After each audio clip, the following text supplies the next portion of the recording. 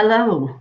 Thank you for being here with us today. I am Reverend Twyla Reese with Unity of Merced in Merced, California. It is so wonderful to be here with you today.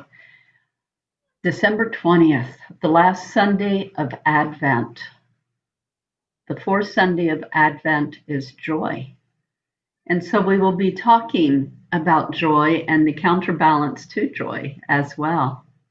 But we come into this season having taken the journey, using the book, The Trip to Bethlehem, looking at the metaphysical story, the literal story, the mythical story, the beauty of the story of the awakening Christ within us, of coming into this full awareness of being the divinity that we are. So again, it's so good to be here with you. Lisa Blanton is here with me today. Hi, Lisa. And I'm just so happy. We have, I think, a lovely program for you. So right now at this time, as you begin to settle in and let go of any of the busyness that you may be carrying, that may be on your heart. I'm thinking of all the little things that I want to share with you. So I'll share with you a couple right now, little announcements, because I don't want to go into that space later.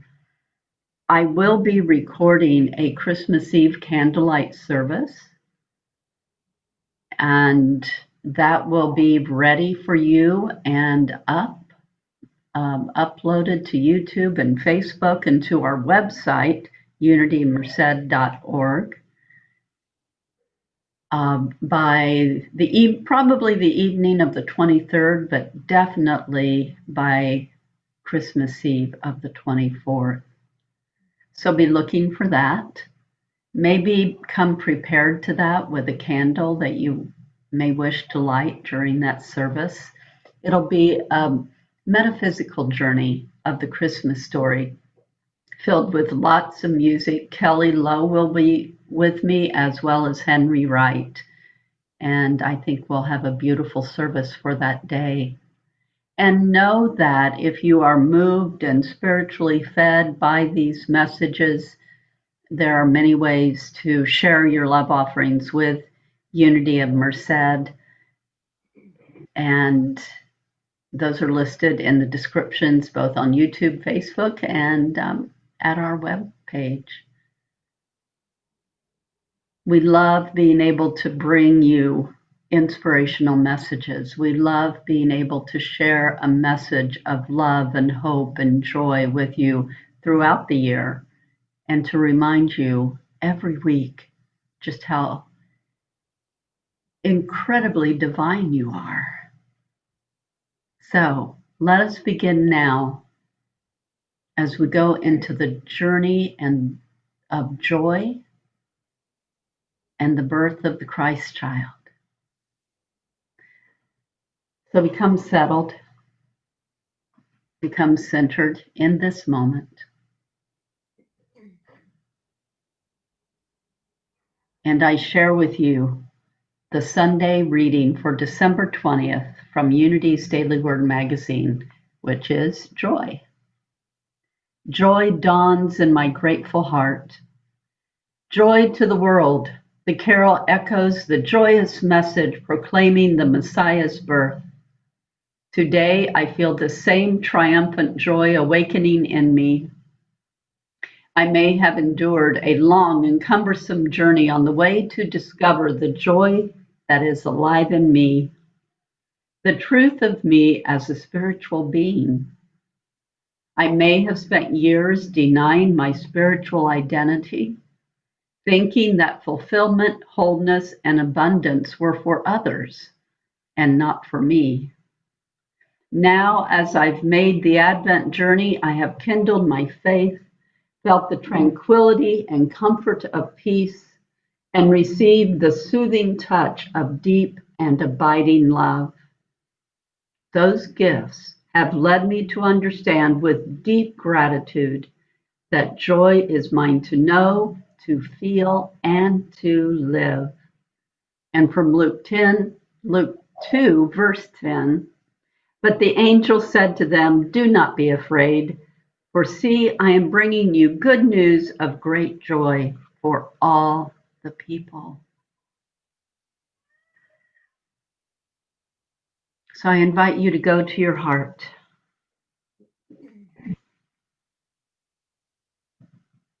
and find that peace, that place within your heart. Go to that place where you meet the God of your understanding and simply be still. Be still and be allowing.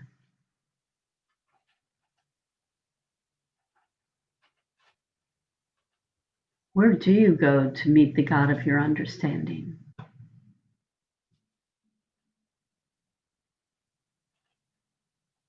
Where do you find that deep and abiding joy?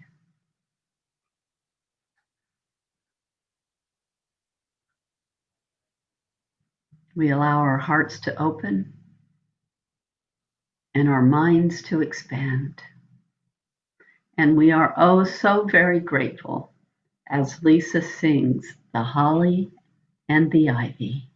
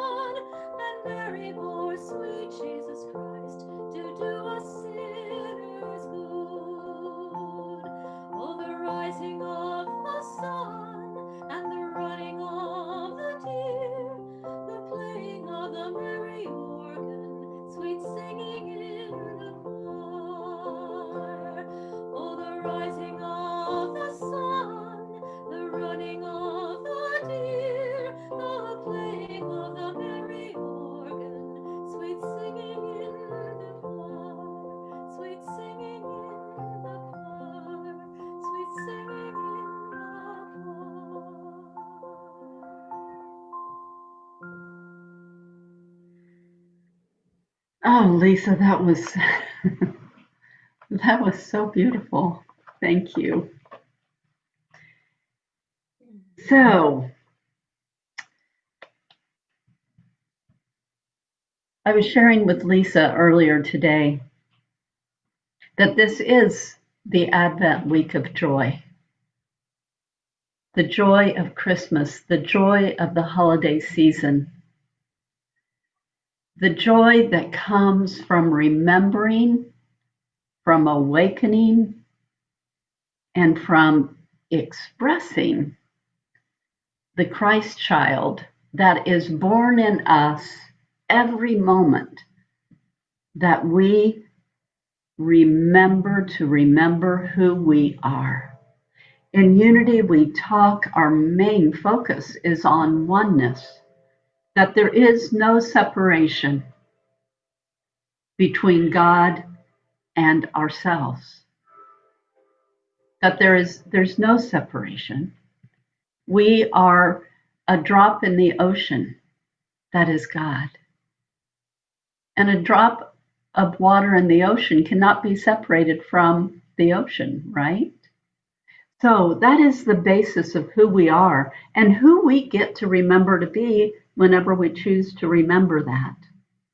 So while we move to this place of joy, I find that it's important to also acknowledge the sadness that we may be feeling during this season, to acknowledge the difficulty that many people are having at this time of the year, at this time in 2020. Now, a truth is, it's not the only truth, but it is a truth that every year can be difficult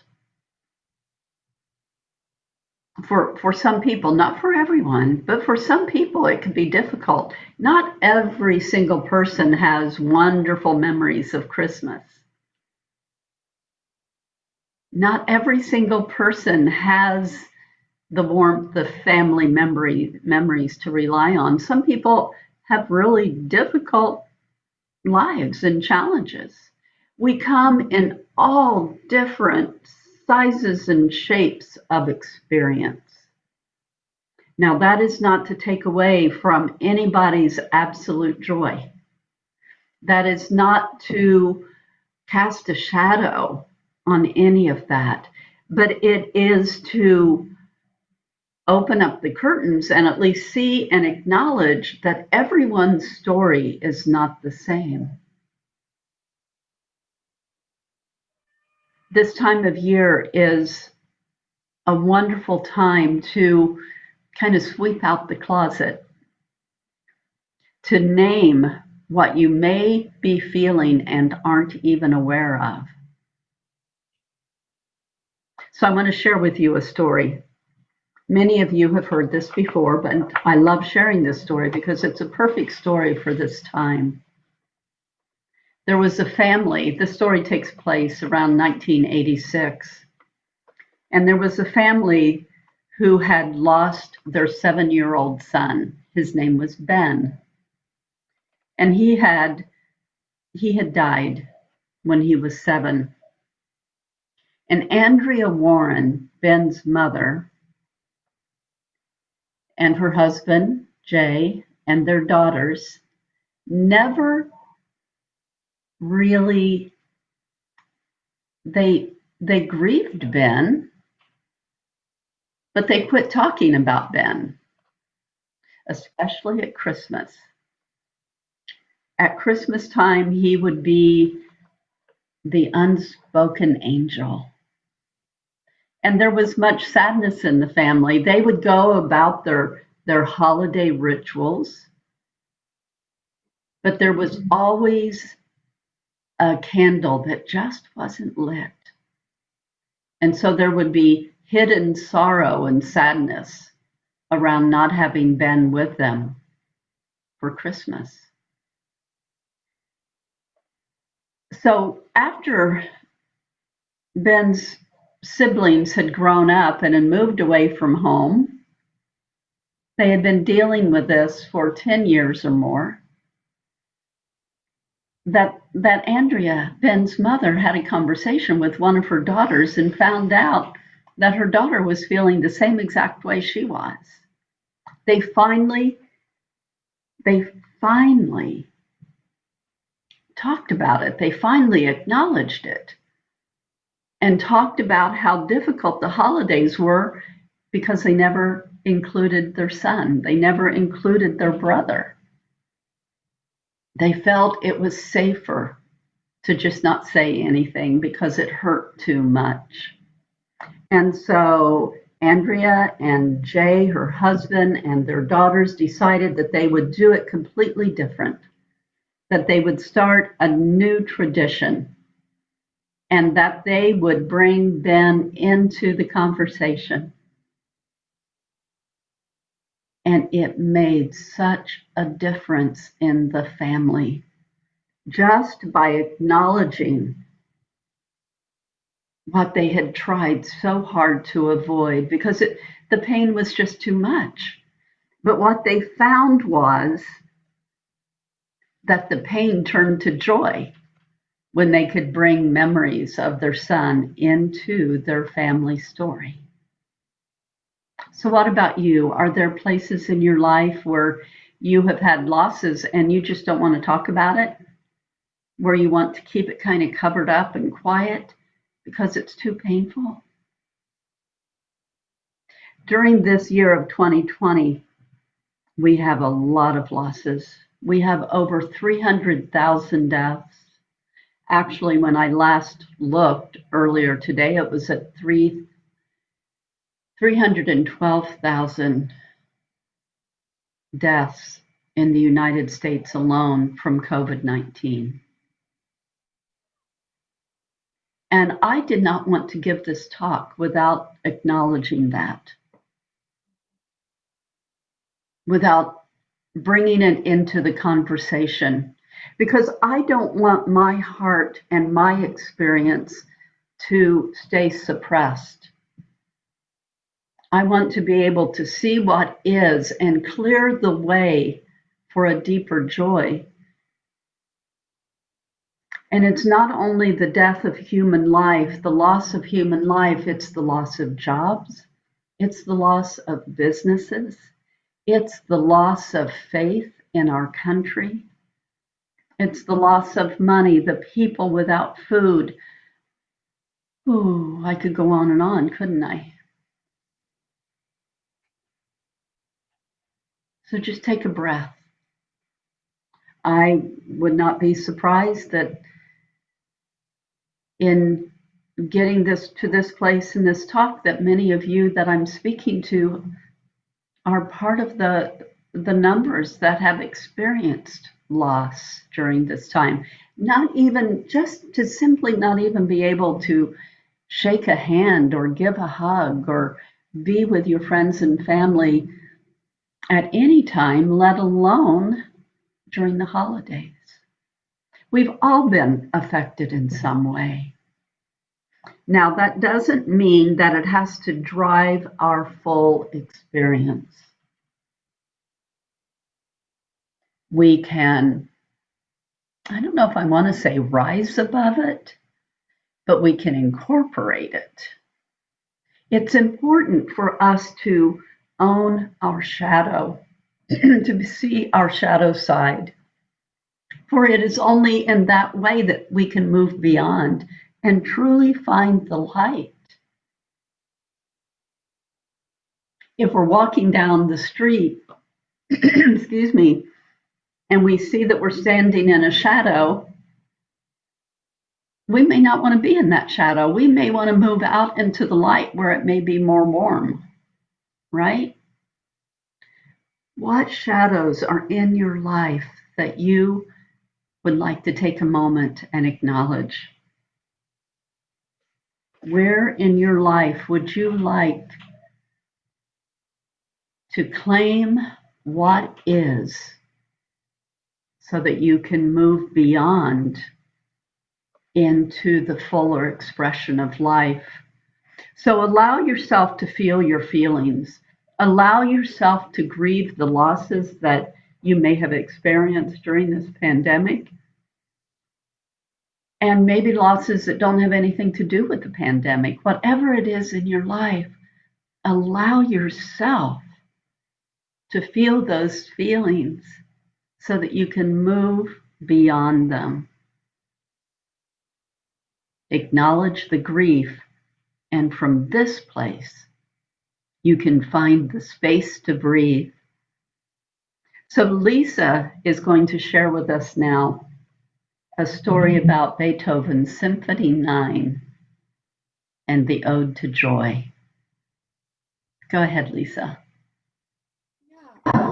Oh, let me kind of give a caveat here.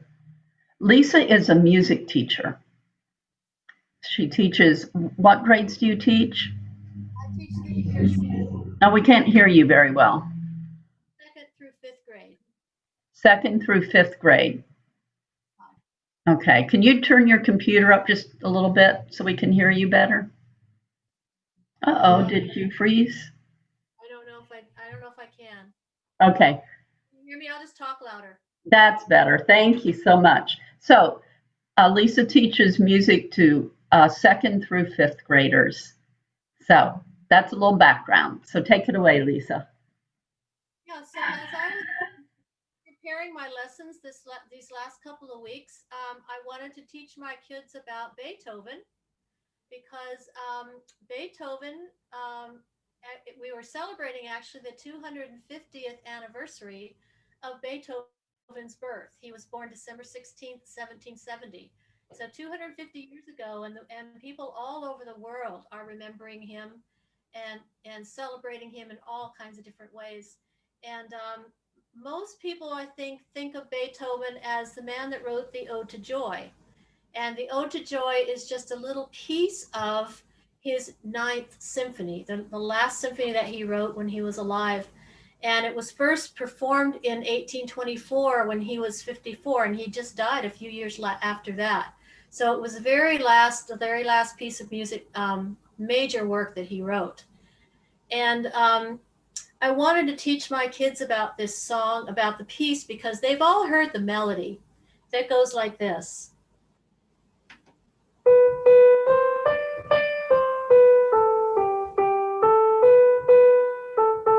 Okay, so a lot of the kids recognized that melody, but they didn't really know where it came from. They didn't know who wrote it, and they didn't know the significance of that piece.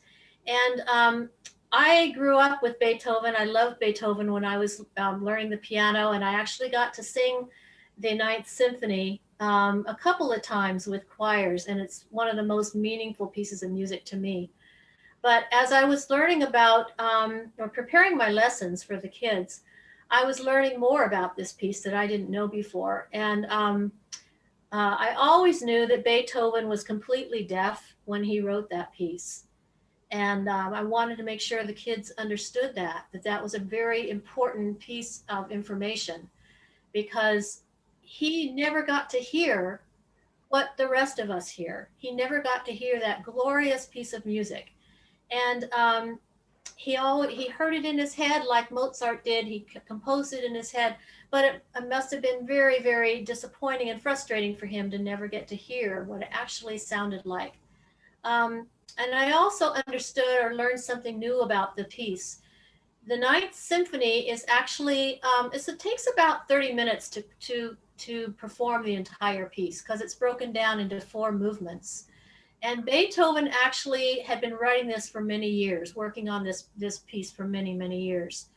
Um, and he was inspired by what was going on in the world at that time with the French Revolution and the new values of equality and fraternity and harmony and brotherhood among people and all of that. He was very inspired by that, and he wanted to write a piece that represented that.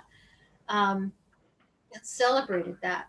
But he also envisioned the symphony as a movement from despair to hope and to joy. So if you listen to each one of those movements, you can feel the passion, you can feel the emotional content of each of those movements. And it starts out with the first movement in a place of despair, in a place of longing, in a place of suffering, and it slowly moves ever so, you know, intentionally towards the climax, which is the Ode to Joy in the very last segment of the fourth movement. And that was really significant for me to understand that there really is a movement towards joy. And so, in thinking about what Twyla was saying, that it's really hard sometimes with what we're going through right now in 2020 with the pandemic to really feel joy in our hearts because people around us are suffering. Some of us are suffering in different ways. I went and had my hair cut this morning with a girl who works for Fantastic Sam's, and the salons have been opened and closed and opened and closed, and she never knows if she's going to have work or not. And she's also going through some personal struggles with her boyfriend and her little boy, and um, it's very hard for her to feel a sense of joy. And I thought, well, what can I do to be helpful to her and what she's going through? And I thought, well, I just need to listen. You usually go to a salon and have your hair cut, and they're listening to you. And I thought, well, maybe all I need to do is just let her talk about what's going on with her life, and just be a presence for her. And just thinking, that ability to do that gave me a sense of joy, Mm. to know that I help someone. So um, there's just things about Beethoven that have stuck with me all of my life, and this particular piece has a special place in my heart. I thought I would play it through a couple of times. This is actually a hymn. We sing this in the church, called "Joyful, Joyful, We Adore Thee." You might have heard that, and I'll just read the words to you real quick. The first verse is, "Joyful, joyful, we adore thee, God of glory, Lord of love. Hearts unfold like flowers before thee, praising thee, their Son above. Melt the clouds of sin and sadness, dry the gloom of doubt away. Giver of immortal gladness, fill us with the light of day." And those words were written by Henry Van Dyke. Um, so let me just play a little bit of the Ode to Joy for you.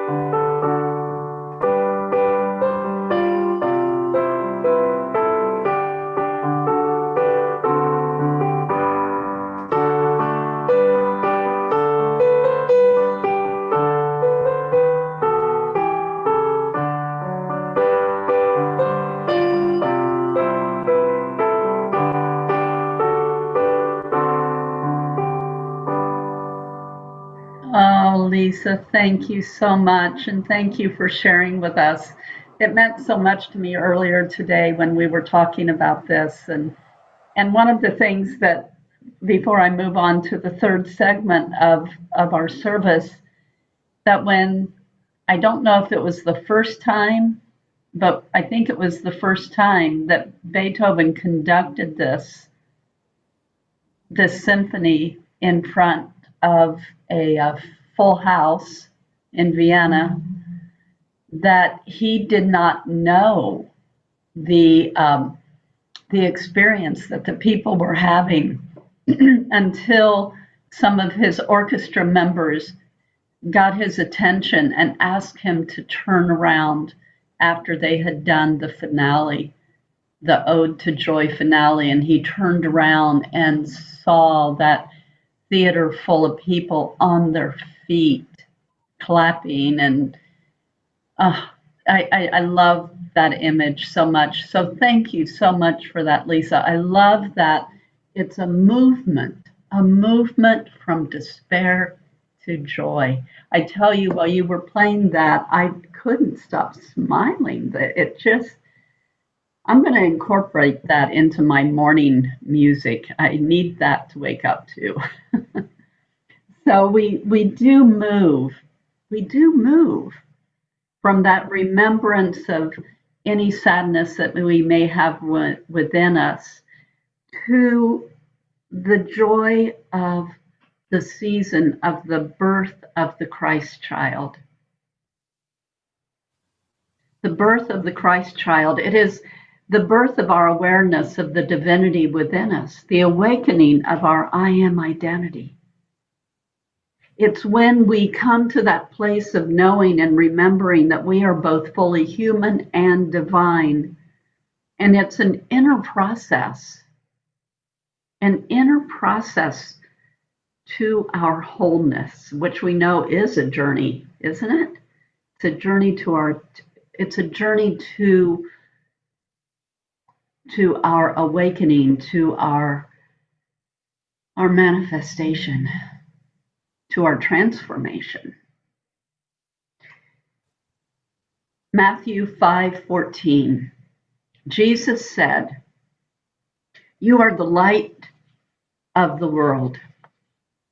You are the light of the world. A city built on a hill cannot be hidden. No one, after lighting a lamp, puts it under a bushel, but on the lampstand, and it gives light to all in the house.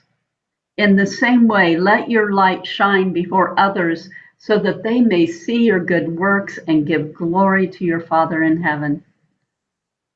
Matthew 5:14. Jesus taught us that we are the light of the world. That's what the Christmas season is all about. It's Hanukkah is about the light, all of the beautiful, deeply sacred celebrations are about coming into the awareness of the light. Be able to acknowledge the darkness, be able to acknowledge the darkness and then move beyond that. Slip back into that acknowledgement when you feel that you need to. We want to be able to balance our emotions. We don't transform through our thinking, we transform through our heart, through our feelings. And so when we can see what is, when we can allow ourselves to take the time to speak the truth of what is going on in your life, then you can more fully move in to that next movement, move into the ode to joy. Now, I know some people that just like to shortcut all of that. For myself, that has never worked. And I consider that what I call metaphysical malpractice on myself by not giving myself the full permission to be fully and humanly me. When I say yes to what is, then I can say yes to what is even more. So this is your journey. The trip to Bethlehem is your journey. The Christmas story is your story. It culminates in the birth of the Christ child into that awakening divinity. So as you're moving through your days, make yourself a little checklist of things that you want to do to remember the glorious being that you are. Take time to count your blessings. Take time to find the silence and to get out of your head. Play more music. If you're playing music, play even more. Cultivate within yourself an attitude of hope. Now, your life may be perfectly awesome, and that's wonderful. That's more than wonderful. But you are a part of the world population, and the world population could use a whole lot of lifting up right now. So allow that to be part of your journey. Be grateful for all of the good in your life, and take time to clear the energetic field for others, to clear that vibrational field that gets all muddied up with so much rhetoric and worry and fear. That is one of the best things we can do for the world, is to first find that peace within ourselves and then open up that avenue for others. You don't even have to talk to anybody to do it. You just send out the light. I can't show you this picture because I don't have permission to do it. But as I was preparing this talk and doing some things, I was at my desk and I came across a picture of my great niece. And Kyla, unless Nana ever tells you about this, you probably won't know this, but I'm not going to share your picture all over the internet. But Kyla is an absolutely beautiful young woman. And I received this week her senior pictures. She's a freshman in college and she's a go-getter and she is going to make a tremendous difference in the world. And she is absolutely beautiful of mind, of heart, of being. And I had her pictures there on my desk and I just looked down at my niece and it brought me such joy. And it brought me such joy because there's also loss in our family that looking at the picture of this beautiful young woman reminds me of. And I just had to laugh and smile through my tears and my gratitude for this young woman that will bring so much joy to the world, to also be able to acknowledge the loss that our family has experienced. So I won't belabor that, but I just wanted to share that as an example of being able to find the joy through loss, that we take time to acknowledge, to remember, to feel, but to also give gratitude for the love that is all around us. We cannot experience grief and sadness if we don't also know joy and love and trust and faith and beauty. Does that make sense? So they both work together.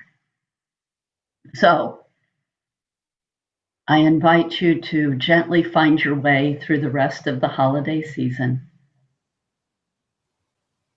to have the faith that brings hope and the hope that brings peace, that takes us into the journey of love and culminates in the joy of the birth of the Christ child. And so, in closing, Lisa will share with us the Christ child. This is the Christ child, which is an old Gaelic tune from the Hebrides.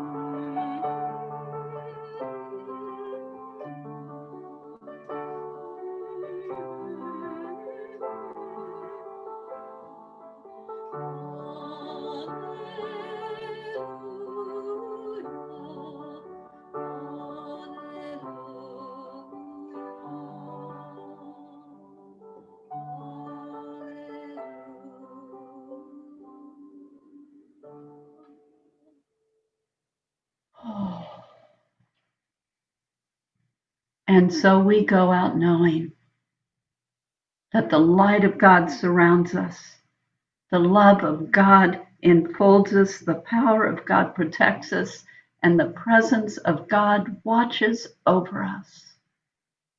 Wherever we are, God is, and all is truly love.